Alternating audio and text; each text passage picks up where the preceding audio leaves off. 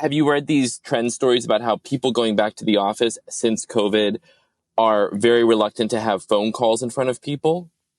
What? So there's been this surge in office furniture that is basically these soundproof boxes that they'll put you, that you can go in and no one can hear you. And it's good for podcasts, but a lot of people do it just for phone calls too. I had no idea about this. I mean, I would want that. I was just finishing up an article in addition to looking over your article in a cafe. Normally I would try to work in here, but it just worked out with I dropped my son off, and now I'm exquisitely self-conscious about any reveals about my personal life that might be made to other people, given your article. Oh, but, okay. Yeah. Okay. But yes, I found myself getting incredibly annoyed that somebody was having, whenever people have conversations in the cafe and I'm trying to write, I get livid with them, but I have no basis or justification. It's just this visceral hatred that my concentration's being disrupted. But to, how can I possibly justify that? I showed up at a cafe. No, but I think there's something in the social contract that it's different when it's a personal phone call.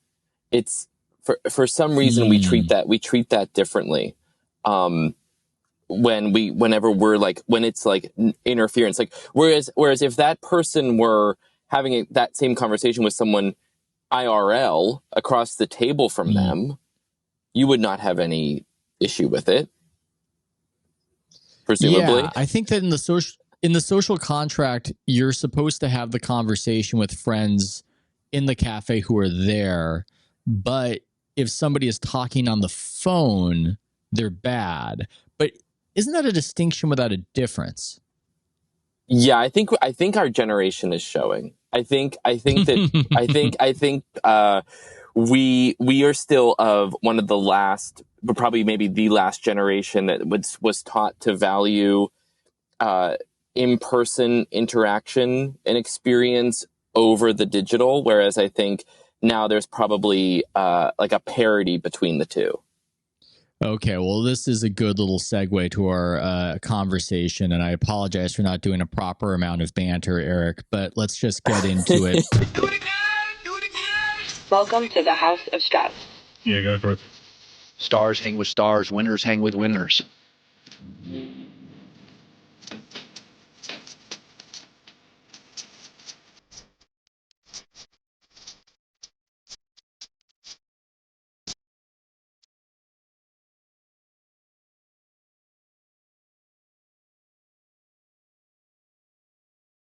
It is House of Strauss. We are joined with superstar I don't even know what I'm doing with my prepositions. We are joined by superstar entertainment industry reporter Erich Schwartzel of the Wall Street Journal. How are you doing, Eric? I'm doing great. I'm thrilled to be here. I'm a big fan. Oh, it's so nice of you to say. I'm a big fan as well, and I'm fascinated. We're just going to open up the conversation with this article that you have done for Wall Street Journal magazine, which I believe went viral and was very much resonant and of the moment. It's called "Behind the Tragic Instagram Perfect Life of an Ex-Disney Executive." And the subtitle subhead is "When Dave Hollis Quit His Plum Disney Job to Join His Wife Rachel's Self-Help Empire. The pair built a business around sharing some of their darkest feelings in social media. The reality was even worse." And it's a story about a man ultimately consumed by his own role as influencer, completely swallowed up in it. It's almost like a Greek tragedy, but of course, it's not like the ancient Greeks had anything approaching our technology. So it's almost something else. It's weirdly timeless and also novel. This whole idea of the self-help guru whose life is a complete mess, in part because of the self-helping that he has embarked upon. So, Eric, before we get into that, let's just start from the very beginning. How did you come to this macabre and captivating story? Yeah, thanks. I think, first of all, I do think there was a Greek myth about this. It was called Narcissus. And yes. I think but it is a very contemporary version of that. So the story is primarily about this guy named Dave Hollis. And for a long time, he was the husband to a much more famous person named Rachel Hollis. Rachel Hollis we'll talk about her, but she became a self-help. She built a self-help empire. You know, the world of self-help is very difficult to cover because no one promotes their failures in this world. So it can be very hard to gauge the success of these self-help influencers who you see on Instagram. But it is without a doubt clear that the Hollises were successful. They were making millions of dollars a year promoting self-help books, self-help podcasts, self-help conferences, and so on. However, the thing that is interesting about Dave is that he was not to the manner born of the self-help industry. I knew Dave because I've been working at the Wall Street Journal for 10 years. And when I started my job in 2013, one role I had was I covered the weekend box office. So on Sunday mornings, I would wake up and the numbers would roll in and I'd have to write like a 600-word story about how movies had performed that weekend. And usually that would entail one interview with the head of distribution at the studio releasing the biggest film that weekend. And Dave Hollis was the head of distribution at the Walt Disney Company. He was the guy who was booking Disney movies in theaters around the world. When I met him, I think he was probably in his late 30s, early 40s. I think pretty typical, a profile that's pretty typical for a Hollywood executive. He was a Pepperdine grad, white guy over 6 feet tall with 3, then 4 kids and a wife at home in Glendale. And one thing I knew about Dave is that when I would call him in the morning to talk about how a film had done, you know, occasionally with those calls, I'm sure it's very similar in the sports world, there would be these executives who, you know, if they had a clunker that weekend, they could acknowledge it. They could say, you know, we thought this one would work, a little disappointed. Dave never went off script. He was always, you know, sort of the perfect Disney soldier. And even on weekends when the performance of the movie we were talking about was subpar, he would still maintain that they were very proud of it and they were excited about what it was going to do in the weeks to come. He was always, you know, at Disney, they refer to, and you might know this as a former Disney employee, every employee there is known as a cast member. And I always thought of Dave as the ultimate cast member because he always followed the script. And then in around 2017, 2018, he announced that he was leaving Disney to go run his wife's self-help company. And in Hollywood, that seemed like a pretty good euphemism for getting fired. I mean, like that is, I mean, wow, that's pretty crazy. And he also had a job, it's important to note, that no one left. He was basically in charge of calling up a theater and saying, do you want to show the Avengers? Do you want to show Frozen? You know, and who's going to say no to that?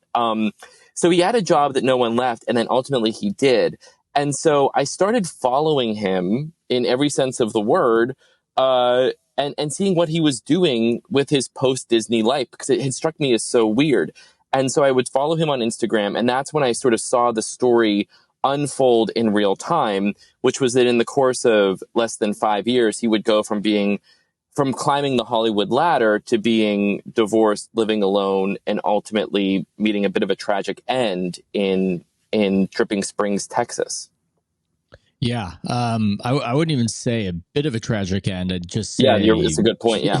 just say incredibly tragic end. And in this article, you've uncovered this just subculture, and I'm endlessly fascinated by how there are these pockets of American life where you might not be aware of them, and then you visit and you go, oh my God, there's this vastness under the surface that I never knew about. There's this community of influencers with all of these people who follow them, competing for these dollars. And this is almost, we wonder, hey, where is the audience gone for movies? Where is the audience gone for TV?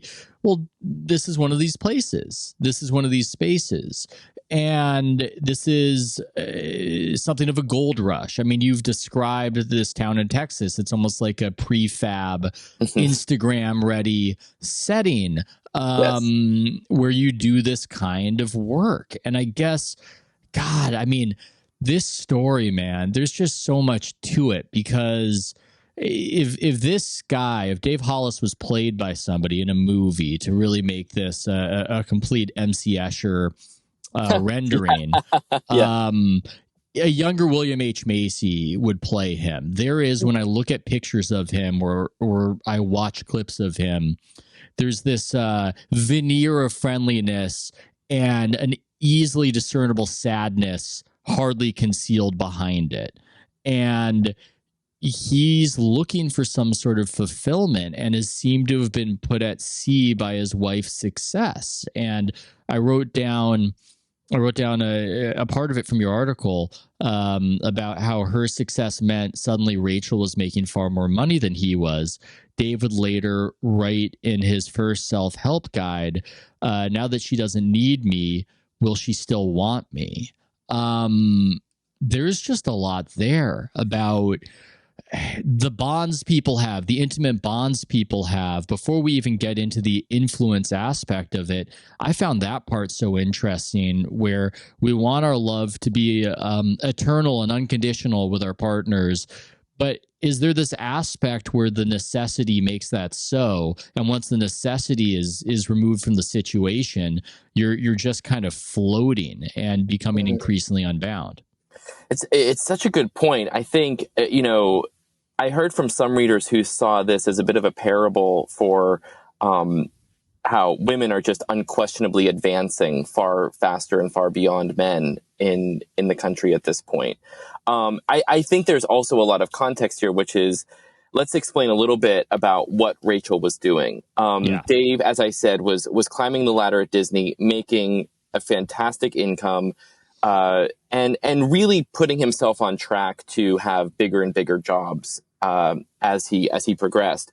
Rachel at the time was not much younger, but she was younger than he was, and had not gone to college, and was basically bouncing from one career to the other. She was doing some event planning. She self-published some novels, and really, to put it in not so generous terms, really just, I think, was perceived by Dave to be kind of like having the classic Hollywood spouse trajectory of just sort of raising kids at home, but dabbling into things here and there.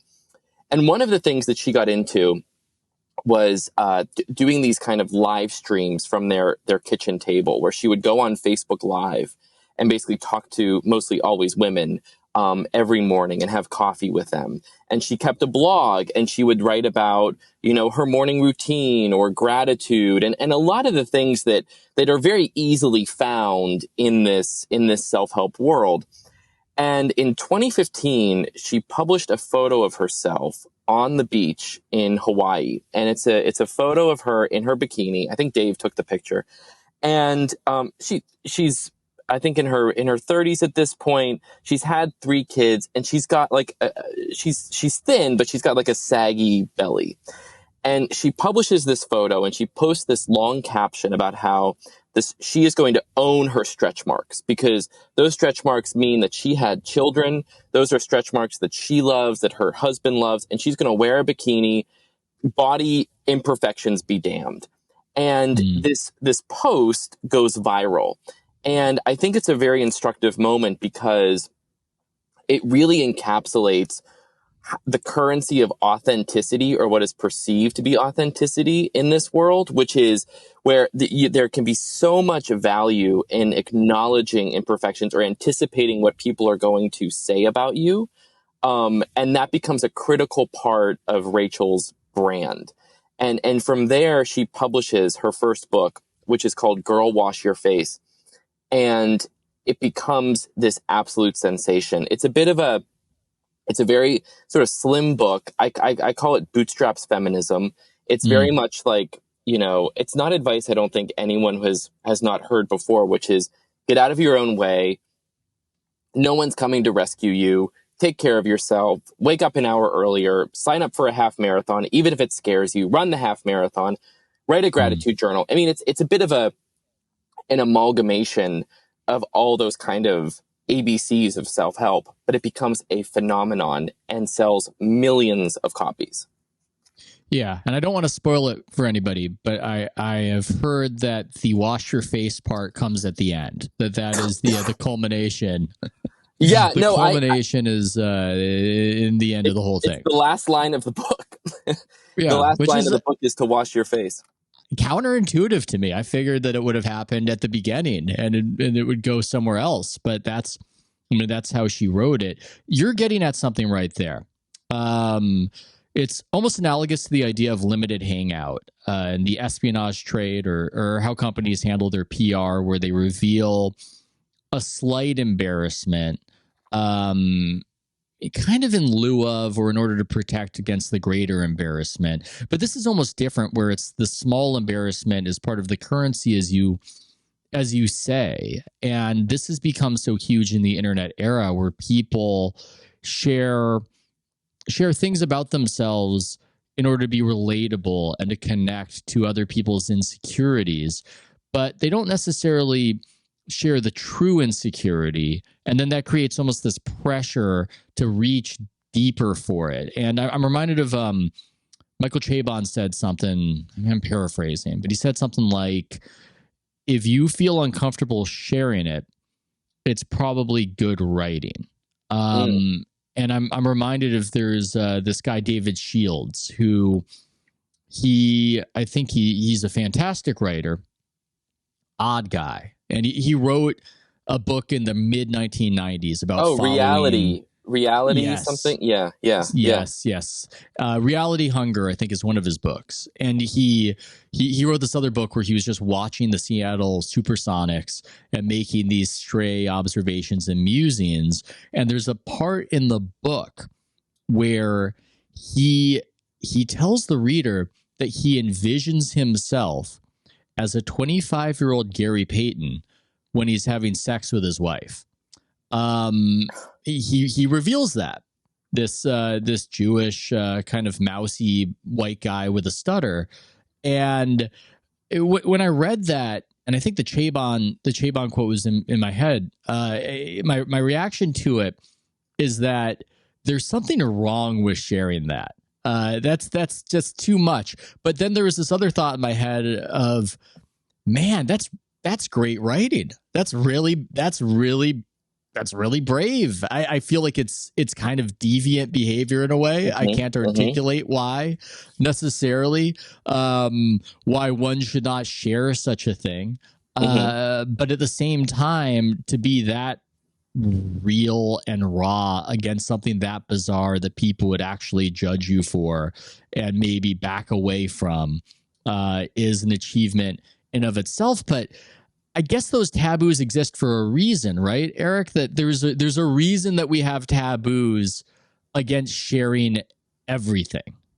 Right. I mean, I guess I would put Instagram posts in a different bucket than David Shields oversharing, right? Because I think let's say if writing should provoke, he's succeeding there, right? But I think the reason I was so drawn to the Dave and Rachel Hollis story was because I felt like in them, I was seeing behavior just amplified. I was seeing social media norms that everyone is sort of falling victim to, amplified and accelerated in their story. And so whenever I talk about that kind of currency of authenticity or the guise of authenticity, I think of, how often we'll see people, friends, post photos of their kids, but their kids are crying because guess what? I'm not always a picture perfect family here too, and I think, what ends up happening is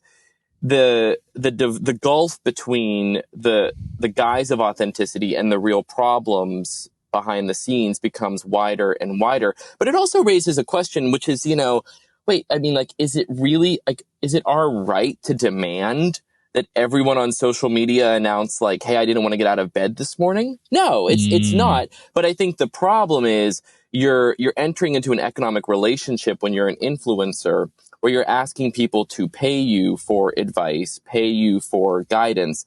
And the major crack in the Dave and Rachel Hollis facade came when, after years of promoting themselves as an ideal marriage and offering relationship advice and even taking couples on retreats, they announced that they themselves were getting divorced. And that's what I think drives people particularly nuts, is when they see that the reality off. I mean, everyone knows, right? It's a cliche now to say Instagram is not real life. Everyone knows that. But when there's like that kind of harsh a reminder, I think everyone like has an absolute sort of burst of rage at what they've been kind of played by. Because the confessions are almost in service of this idea that it's all good generally, and the imperfections are part of this overall tapestry that's still admirable and still works. Once you reveal that you have all these confessions that you're describing, these little embarrassments along the way, these little tidbits that she shares about their sex life and how it's wanting, it's all okay. It's all digestible if they're still together. They're a functional family. At the moment they're no longer a functional family, then what's the raison d'etre of any of this? It's just people sharing their miseries. And I think at that point, it looks like both of them lost the plot, her professionally and him, I mean, in just all kinds of ways. I mean, he completely fell apart and lost his purpose. So, I mean, that's this aspect of it that I find especially fascinating, this pressure on somebody when they're the self-help guru to have a certain amount of success, and how it creates a pressure that has it all unravel. I mean, Jordan Peterson is somebody who there's a big ideological component there where it's hard to have a rational conversation across media about him. But if you just divorce it from ideology, he was a self-help guru. He wrote a book called 12 Rules for Life that I think were apolitical rules. I didn't read the book, but it seemed like fairly solid advice. And also, isn't it like guys make your bed? Sounds a lot like girl wash your face. Yes, it does. You know, clean your room sounds like wash your face. As probably pretty good advice, but he becomes this guru. He gets all this attention. He's a figure of controversy, and then he's got to go away for a while because he gets addicted to Klonopin. And I wonder if some of the people consuming his advice are then left with, well, how do I rationalize what I was even given if the person showing me how to lead a better life evidently cannot control their life in the most basic ways?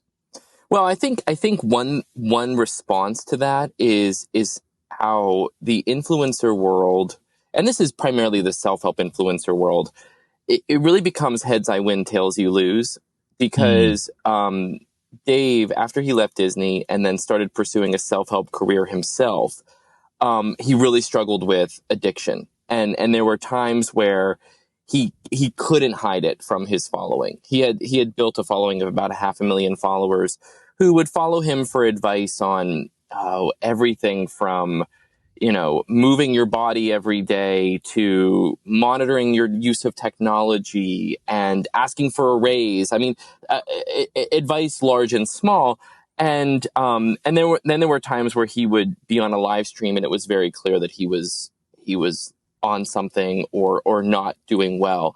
And he would have to acknowledge it to this audience that came to expect an explanation.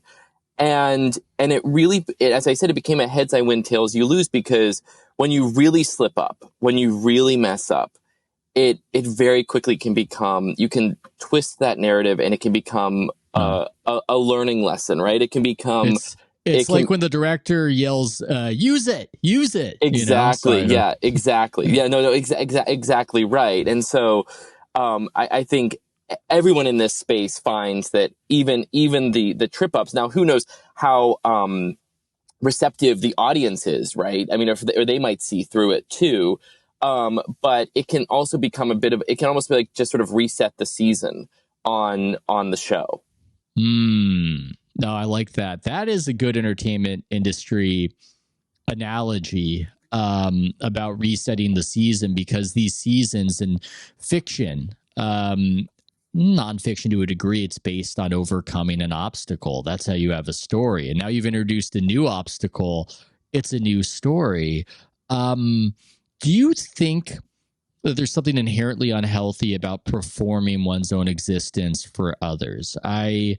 It now dawns on me that I have a website named after myself. So maybe I live in a glass house.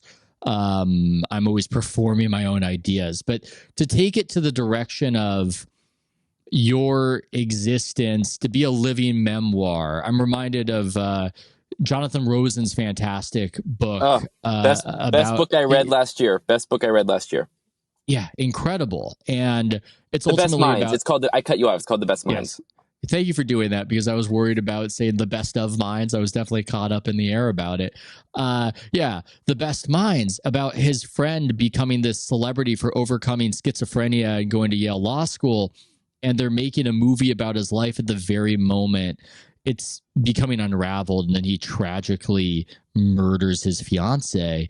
And at the very moment that he is trying to render a tale of inspiration about himself, that does not seem to be healthy. Obviously, he has a mental illness, but this is another instance right here with Hollis, where and his wife, where they're trying to perform themselves, and it becomes unhealthy. Do you think that that is inherent, that to perform oneself somehow will corrupt the experience and corrupt you, or is this just us seeing the most extreme examples and trying to draw conclusions? I don't. I think it is the most extreme example, but I think it's applicable to so many people right now.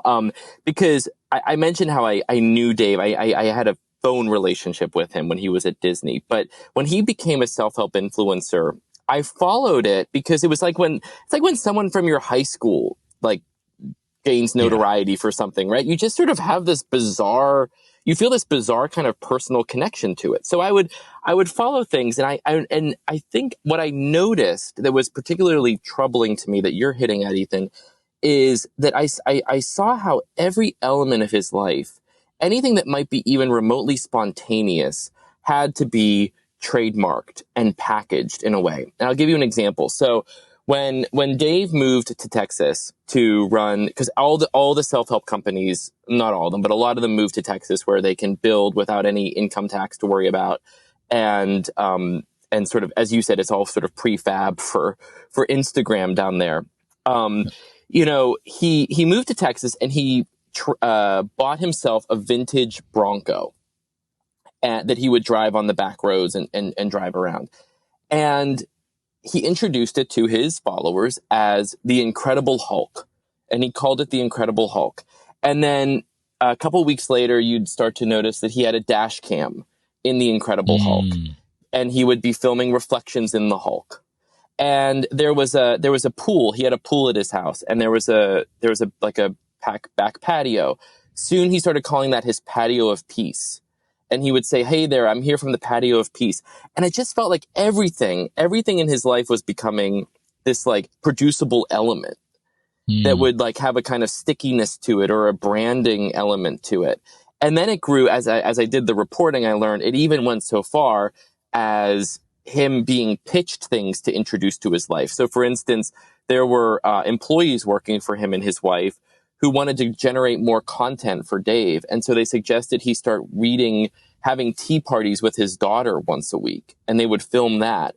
And it became Tea Time with Noah. Noah's the girl's name. And they would record it. And then I think it was every Wednesday, there would be Tea Time with Noah. And then soon enough, shortly before he died, there was a Tea Time with Noah book that was published. And so it felt to me like, it felt to me like, and I think about this a lot whenever we all have had the experience, right, of seeing friends peddling essential oils or leggings or any of these MLMs that have proliferated. It felt to me like just a new version of what would happen, like when our moms were asked out to lunch and someone would slide the Avon catalog across the table, right? It just felt like this real cheapening of experience and of life. And then you would see like anytime something would happen that was remotely spontaneous, right? Like a kid scores a goal at a soccer game or something. The thought, I was told by people who do this, is just, where's the camera? How can I capture this? I mean, if I were an influencer at this moment right now, like I probably would have a camera on me recording this so that I could use this experience to package and build off of. Yeah. And I'm already self-conscious enough without some sort of other level to it. I mean, right now I'm leaning forward towards you as we're talking because we might use the video. I had a clip where Bob Costas was complimenting me very graciously that producer Mays sent me, but I didn't want to share it because I was leaning back and you look like flabbier and weirder when you do that, and it just looks terrible. So I never shared it. This is my limited hangout. This is my little sort of confessions to make me more relatable. But I think to be observed makes you neurotic and crazy, and that you're chasing a goal when you do it makes you no less so. But it's interesting. I think the Truman Show is that's a phrase that comes up. The 1990s movie, the late 90s movie, where this man's whole existence is being broadcast to the world as reality TV, and he's unaware. But you can tell it's such a 90s movie because if you made something like that today, Truman would get addicted to being Truman once he realized he was Truman. He wouldn't want to leave. Yeah. He would start participating in the farce of his life and the hawking of wares and becoming concerned about the way his marriage looks to the audience. And he would get in on the lie in a way, or get in on the performance, and it would all become one thing if they made that movie today.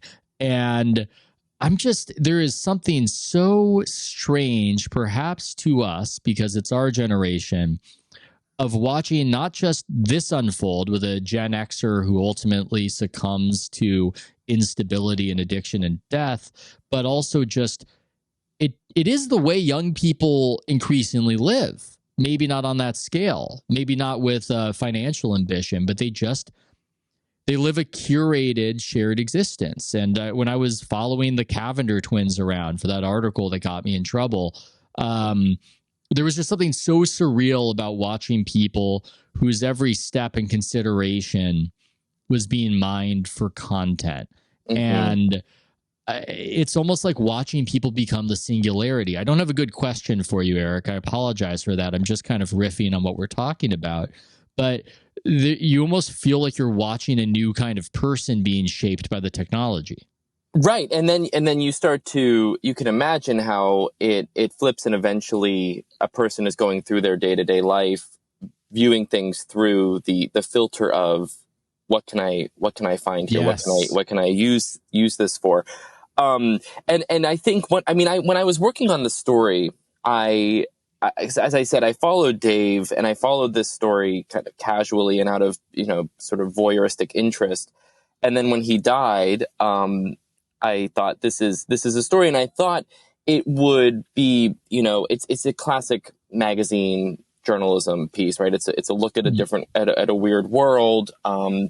It has all the elements there. And I also knew that Rachel Hollis is still relatively famous, so I figured it would do well. The response was so beyond what I could have conceived. I think it's probably the biggest reaction I've had to any piece I've done in my career. And I think one reason why is because of what you said, which is that Dave had made it clear to his friends and his colleagues that he did not understand this world. He did not want to go into being the on-camera talent. Whenever he started to do videos with his wife, the early videos, he looks like he's being held hostage. I mean, he looks so miserable. And part of it, I think, was he grew up in a Southern California home.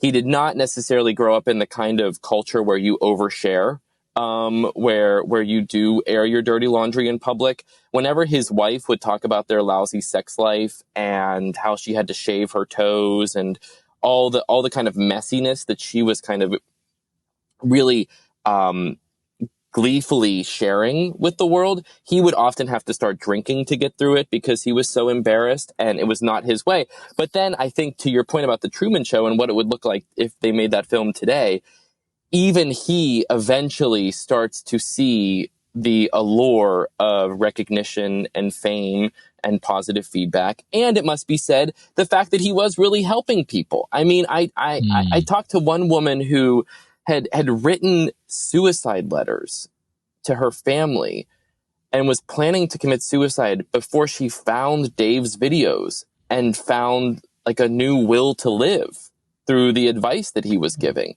I mean, that is a very powerful thing to hear that you've helped someone do. Yeah. And if you start thinking like, well, I do have this platform now, and maybe I got it reluctantly, but I do have it.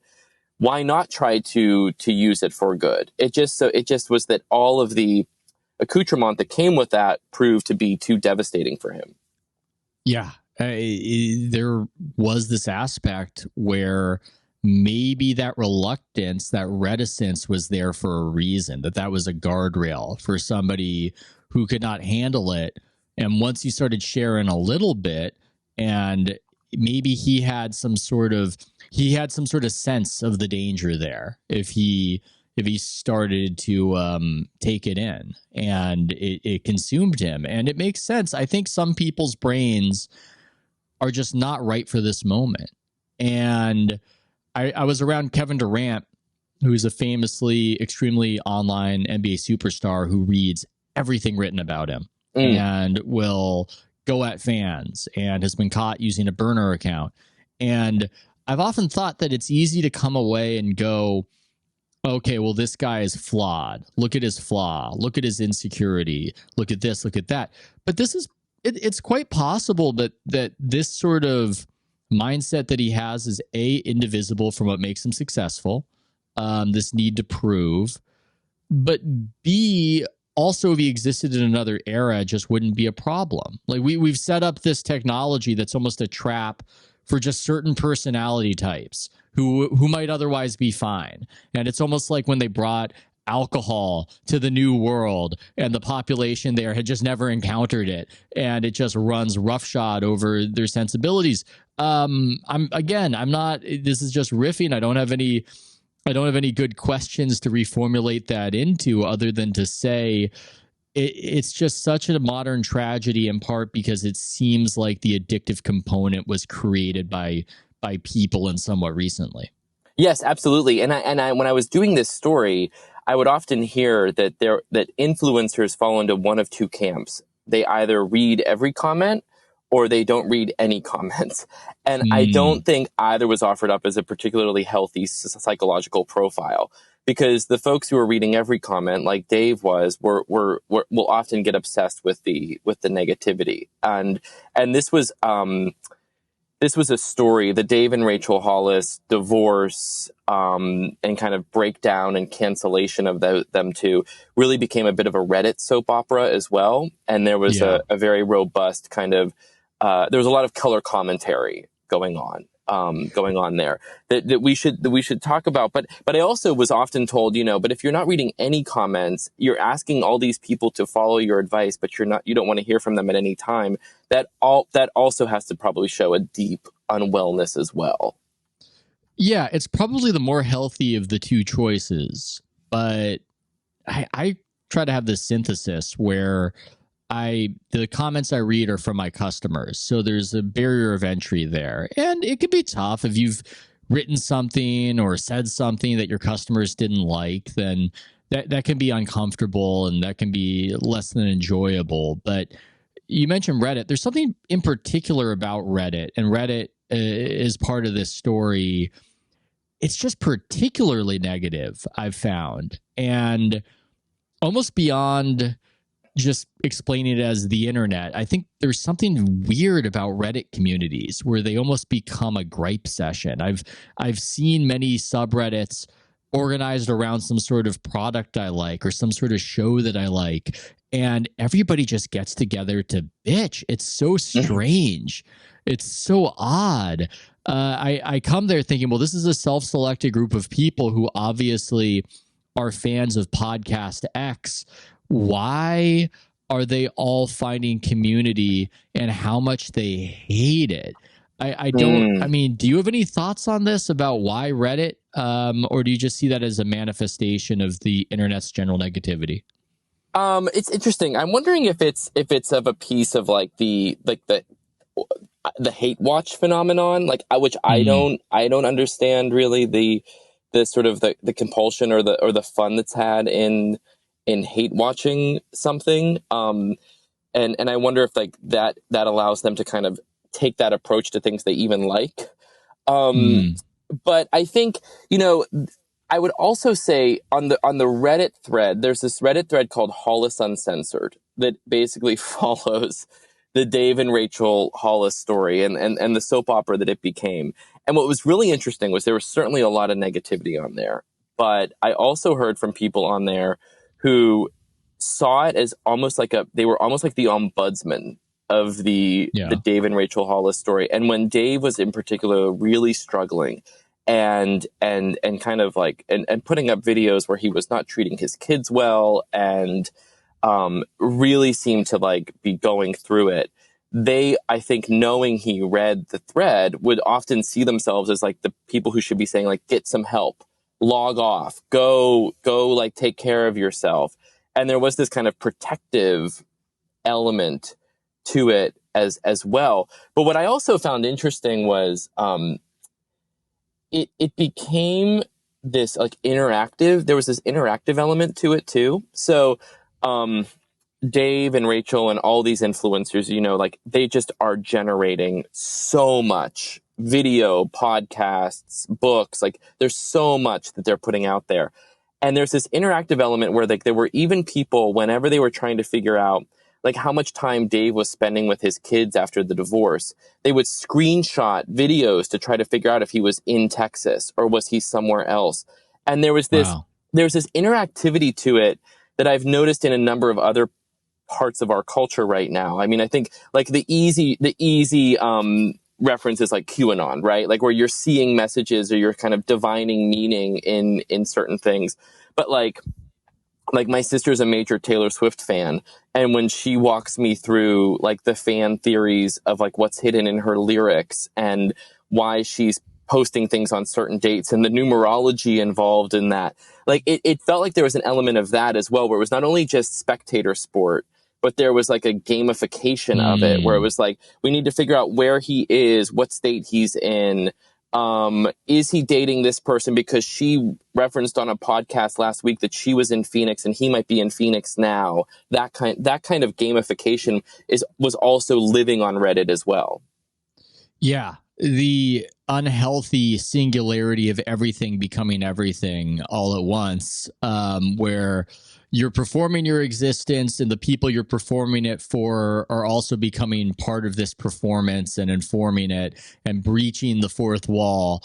I mean, do you have a good mental map? I mean, is that even the right term? Do you have a good idea of who the audience for this is? Because I don't know anybody, at least I don't think, who follows, followed this saga. Maybe I do, and I just don't know it. But, what is this population of people? What are they seeking from these self-help gurus? It's a great question, and it's one that I spent a lot of time trying to answer. And one question I'm left with is I don't know if this is a distinctly American phenomenon. It certainly feels like one. Yeah. But I think, Rachel and Dave and their fandom is representative, I think, of where a lot of these people are finding success. So Rachel's book, her first book, Girl, Wash Your Face, was published by a small imprint that caters to Christian audiences. Mm-hmm. So it was relatively family friendly. And there was if not a Christian tinge to it, then certainly sort of like a pan spiritual tinge to it. And Dave was religious as well. So I think there's an element of that. But I have to say it was, for both of them, Dave and Rachel, almost entirely women. And it seems almost entirely white women, and women who I'd say, based on what I could tell, a mix of working and stay at home. And what's really fascinating to me is how many fans of theirs I met who want to go into influencing themselves. That seemed to be the unifying thing, was like so many people, even if that's not why they come to them initially, that seems to be where a lot of them end up, is saying, and I want to become a coach myself. And so just like picturing the Versailles mirrors where it's just reflecting back on its reflection, but sorry, continue. No, you're right. And I think like one thing to keep in mind is like, this work is really hard. It is very hard to get to the level that they were at, where they were making millions of dollars a year.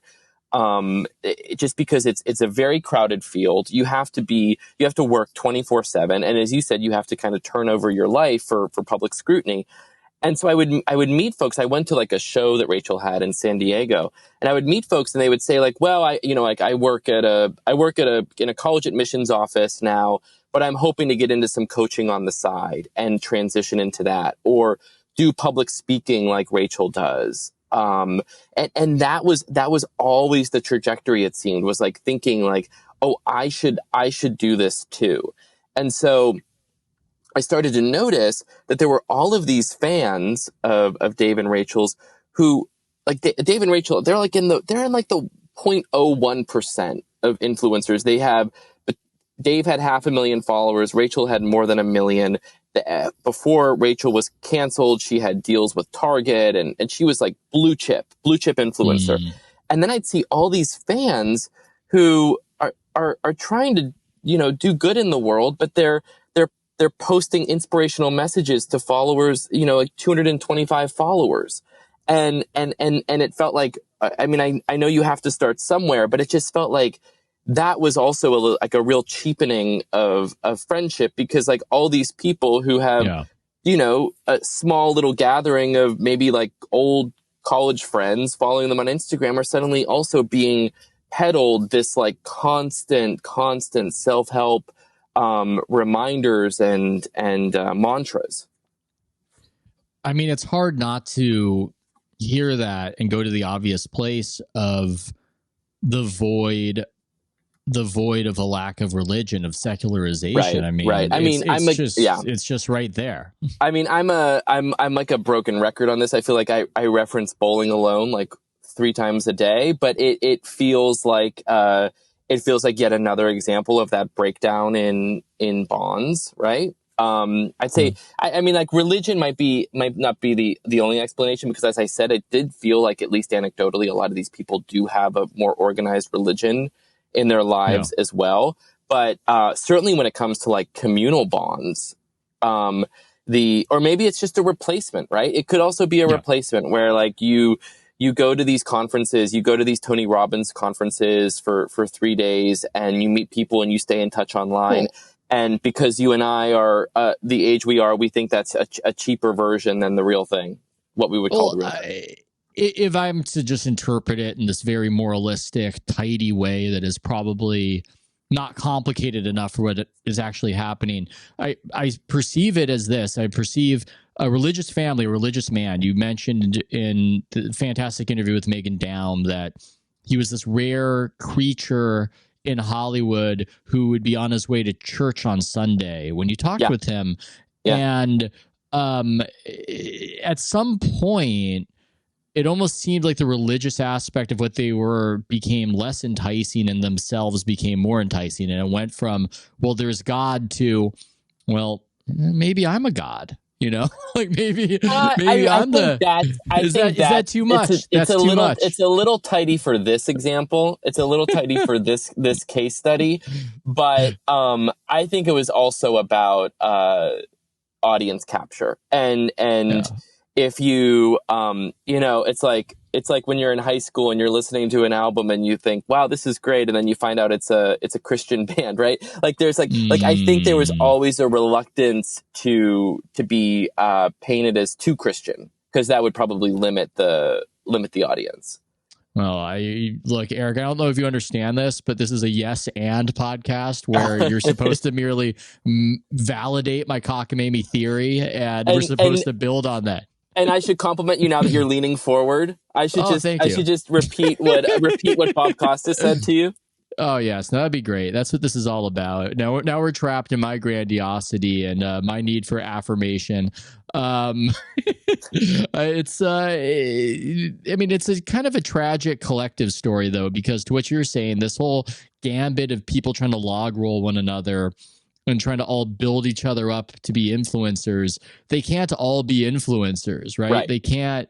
There's an inflation happening. It's a crowded field, and I just wonder, where does this community, where does this sector even go? Is it just, does it break apart? Does it build into something more formalized? Did you get any sense of where this mini industry is headed?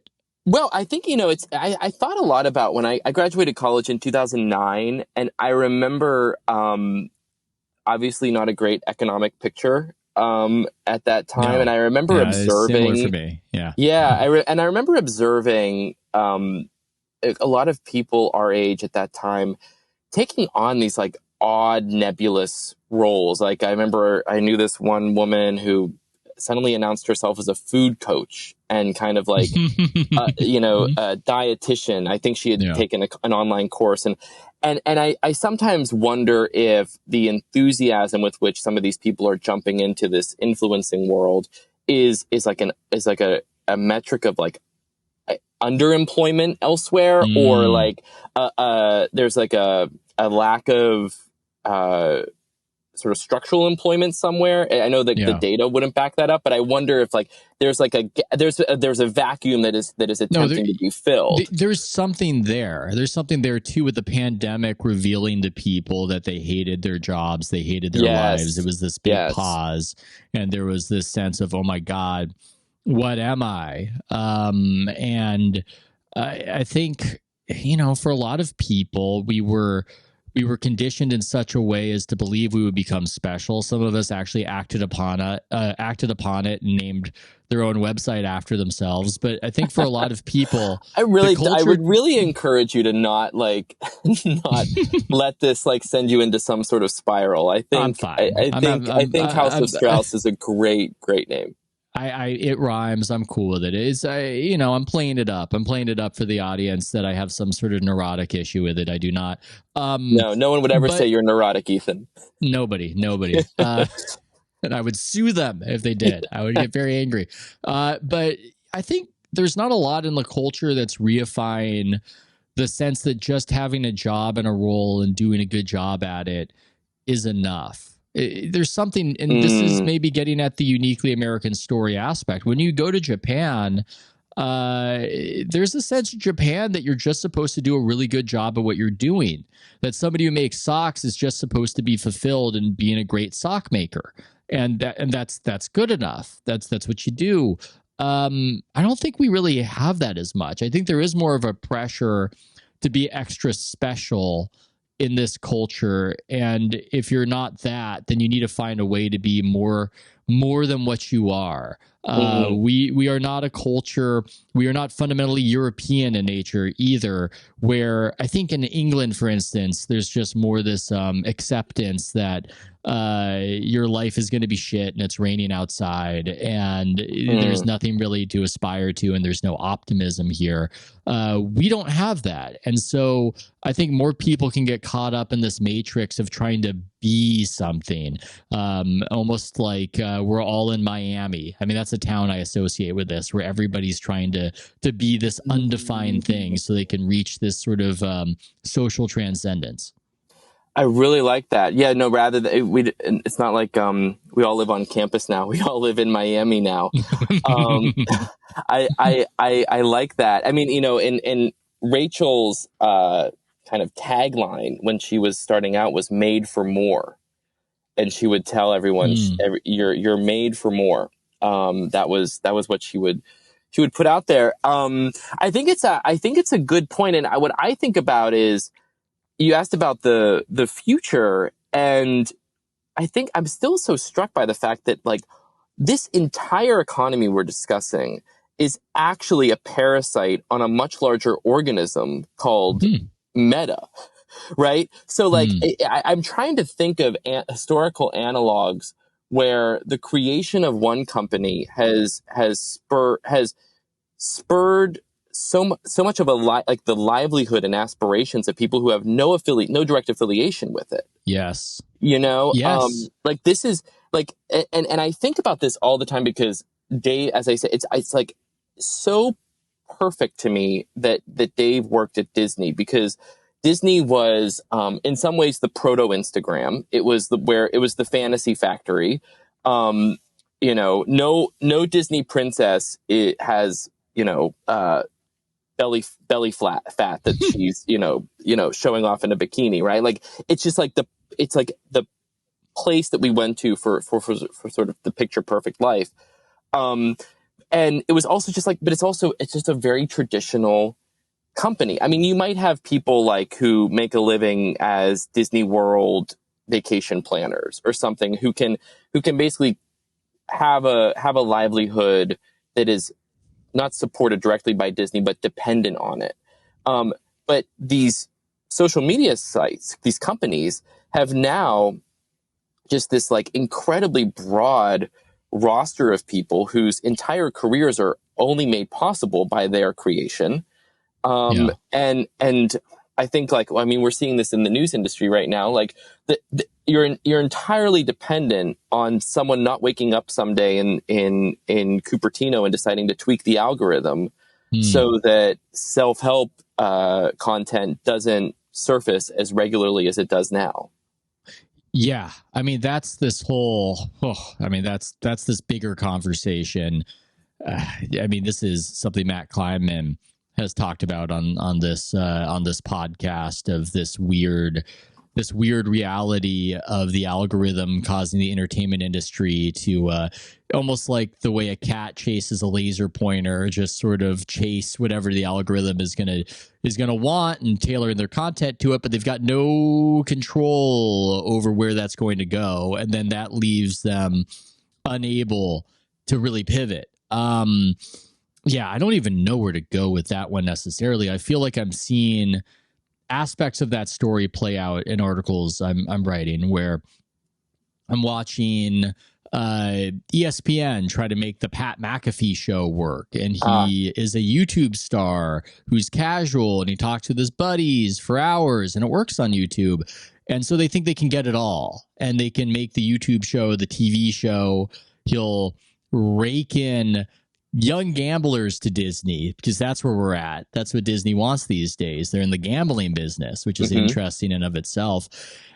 And it doesn't really, it doesn't really work. It doesn't, you can't make all things to all people. And this attempt, I mean, maybe I'm taking this in a weird digressive direction to what you're saying, but the overall fracturing of entertainment and the want to have some sort of structure. I mean, we're all just in this diffuse reality. We're floating through space like Sandra Bullock in Gravity right now.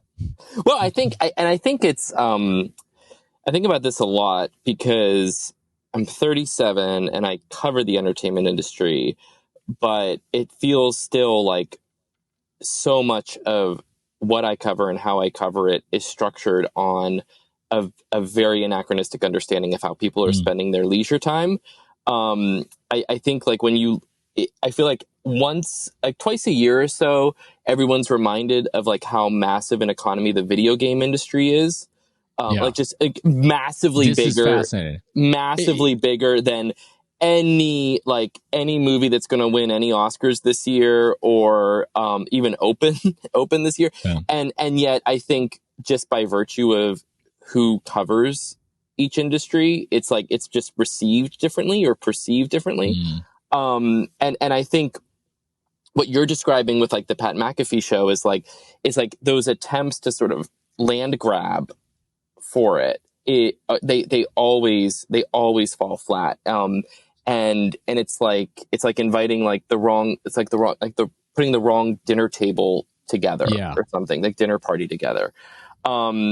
But I think like video games is one, and then I think this is changing a little bit too. But like just the fact that these Instagram influencers, these social media influencers, are now sort of they are entertainment in one sort of, by one definition, like they are sucking up a lot of that leisure time as well. The video game thing you mentioned is interesting because it's so massive. It dwarfs these other forms of entertainment, but it doesn't appear to have much cultural traction. And yeah, GTA, I'm kind of aware of aspects of that video game. And when it comes out, I'm aware of it. But it doesn't seem like it produces broadly discussed characters that are part of people's lives and narratives and stories. And is that just me being too old for it or too busy for it? Or is that the case that video games are this massive entertainment, part of the entertainment industry that is, in a way, I don't even know how to describe it. It's almost too individualized to be part That's of what I mass was going to culture. say. Is there's no, I mean, there's some communal element to it, but it's inherently, it feels like the equivalent of like when people always point out that like basketball stars become more famous more regularly because they don't wear helmets. It feels like there's this element of like video gaming is like an inherently sort of individual practice, so that might be part of it. But I also think a big part of it is just like we've just been conditioned to care about certain industries because the news outlets that you and I read have sort of traditionally covered certain industries certain ways. Yeah, I find myself more fascinated in these industries on the wane than when they were robust. It's much more interesting to cover the fall. Yeah, you're watching the Titanic sink, and you're just watching the human behavior of how everybody does it. So I'll read Matt Bellany, I'll get this sort of, but also in your work and his work, I'm almost seeking out you guys to perform some sort of ordering trick through all this chaos, because from the outside it does appear to be in this kind of dissolution. And what the hell is happening, I think, is a question a lot of people have of how do you, I mean, here's a question. Do you think that we are in an unusually chaotic entertainment moment right now? Or was it always thus, and it always felt like things were changing? I suspect, to answer my own question before getting yours, it did feel like for decades, TV and movies were more or less TV and movies. And it does seem like right now is especially fractured and atomized. Yeah, I think there's a couple things happening. There's a blurring of the lines, right, between what's TV and what is a movie. Things that 10 years ago would have been a 2-hour movie are now 6-episode miniseries. Like, I think we're sort of having like a kind of a definitional change. I think economically, these studios are now just like more than ever part of much broader corporate entities, and becoming less and less of an important. They're a very showy element of these corporate entities, but like on the balance sheet, they're increasingly inconsequential. And so that's doing a couple things. Like, one thing is it's forcing everyone to just play globally all the time, right? Like, you have to just try to hit blockbuster after blockbuster. And I think there's another element that I think is acknowledged but underappreciated, which is how streaming, but mostly Netflix, has made Americans comfortable with foreign entertainment in a way that I remember when we were growing up, like the number of like watching a movie with subtitles was like a punchline, not something that you would regularly do. And I think that has taken what we always have kind of taken for granted about Hollywood, is that America does this better than anyone, that like we produce entertainment and culture better than everyone. And I think we're still the biggest, certainly, and I think we're still probably the most powerful for sure. But like there's kind of a comfort with bringing in outsiders. I should say just like foreign entertainers, that like is a relatively new phenomenon in the like 110, 120 year history of Hollywood. I hadn't even really thought about that as part of the story. It's been odd seeing how many actors and actresses are secretly Australian or secretly British. And that became this theme in the culture. I mean, that would have been unheard of when I was a kid.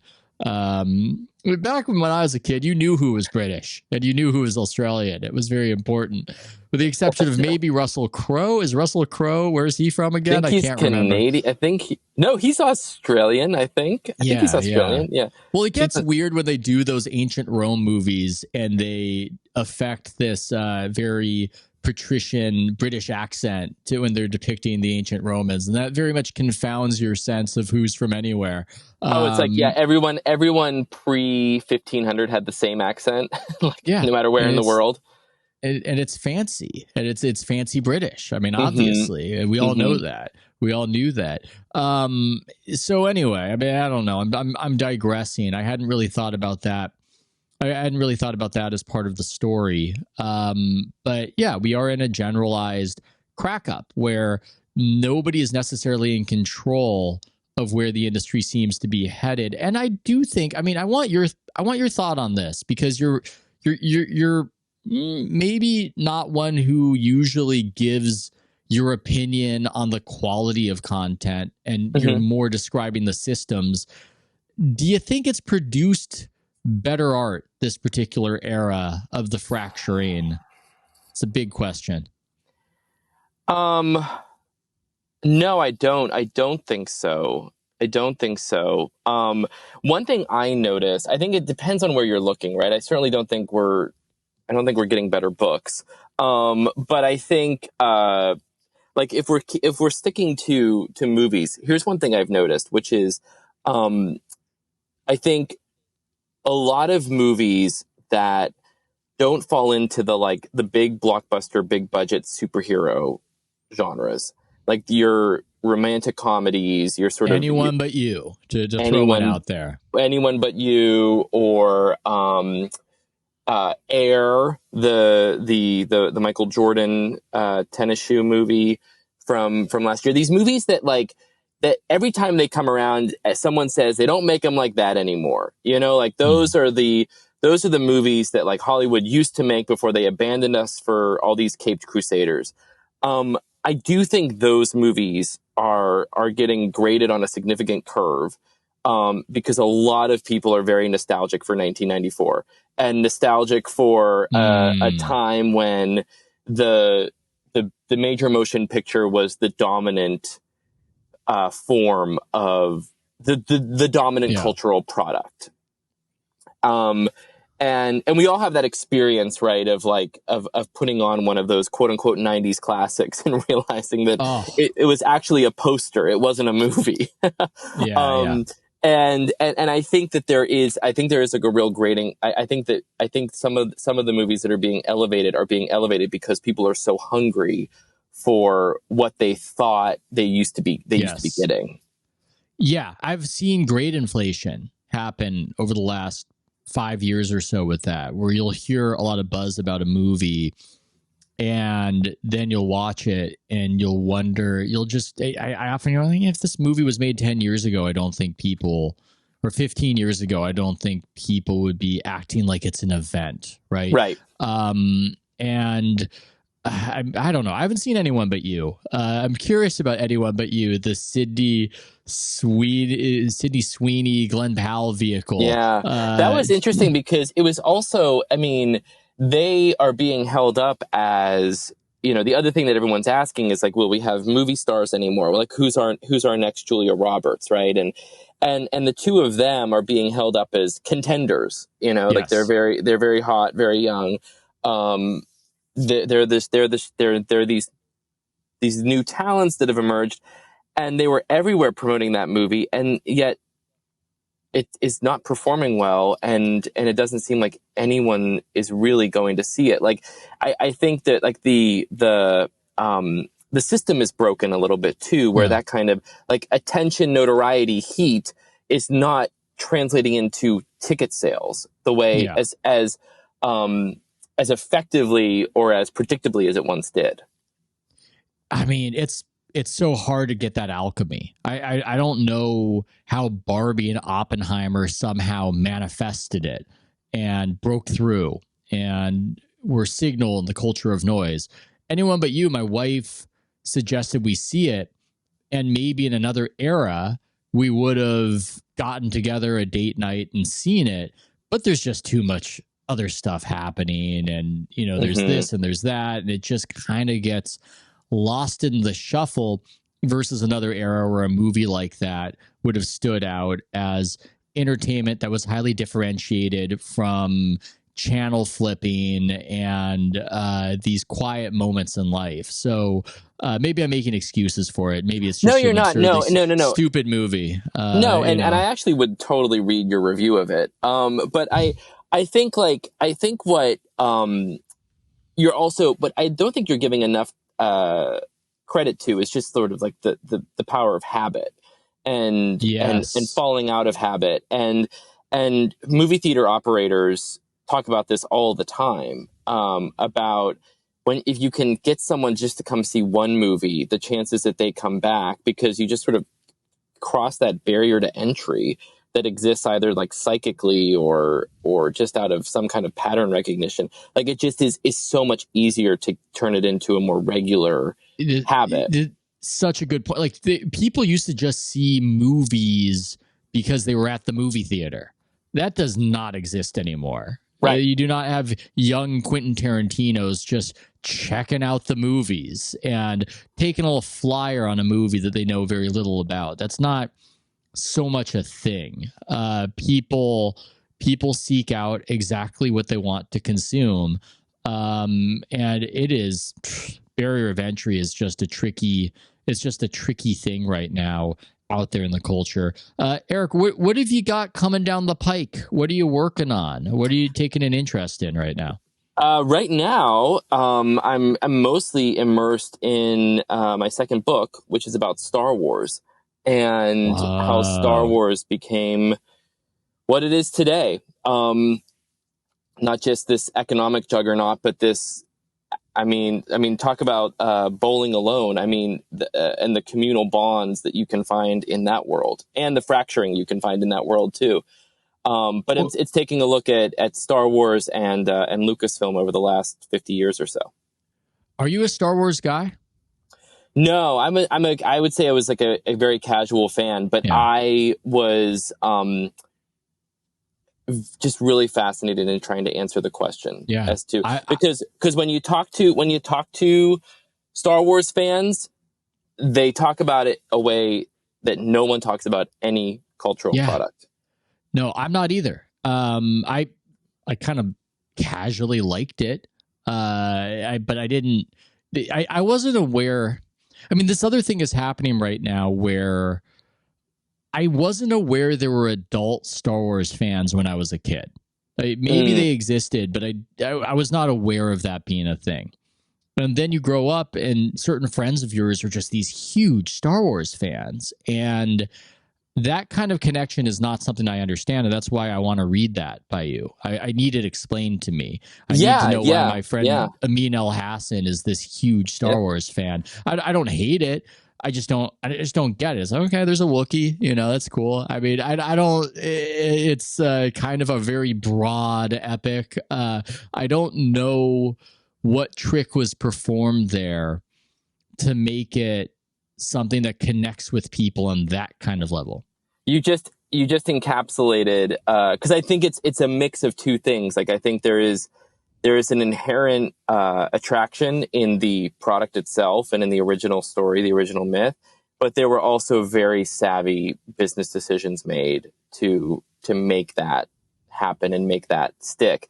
And I mean, imagine then running this franchise at this point. It's now almost going to be 50 years old in a couple of years, and trying to manage a fandom that includes everyone from the Amins of the world to the 65-year-old who saw it when he was in middle school and still has all his original toys, and the 12-year-old who thinks that Luke Skywalker is a boring old white guy and she wants to see many more different kinds of heroes. Like, it's become such a massive entity that managing that creatively and economically has been, I think, really difficult, especially since the Disney acquisition. God, and it almost requires more explanation than the endurance of the Bond franchise. That's just kind of intuitive to me. Like, oh yeah, that's a type of male fantasy. You know, I get it. I understand it. It's a little weird how they rotate out old ones for the new ones to replenish it and everything else. But I don't need it explained. I need Star Wars explained, and I'm happy that you're going to explain it for us. Well, Eric, this has been completely fascinating. Yeah, for me too. I look at it kind of like the end of Burn After Reading, where the J.K. Simmons character is going, what did we learn? I don't know what we learned. I don't know what we learned necessarily from the fall of Dave Hollis. And how to apply it to our own lives, Eric, as influencers. We are influencers in a way. Hopefully the listeners, the subscribers will tell us what the great moral of that fascinating and morbid story is. I'm not laughing at how morbid it is. It's just that producer Maze said I'm stealing Pablo's bit, at the end of each episode. Hey, it's accidental. What can you do? Great minds and voices, since he has my exact voice cadence, think alike. Eric, thank you so much. I'll be looking forward to reading your work in the Wall Street Journal and, of course, this upcoming Star Wars book. This has been fascinating. You. Oh, I could talk to you all day, Ethan. Really, it's a pleasure.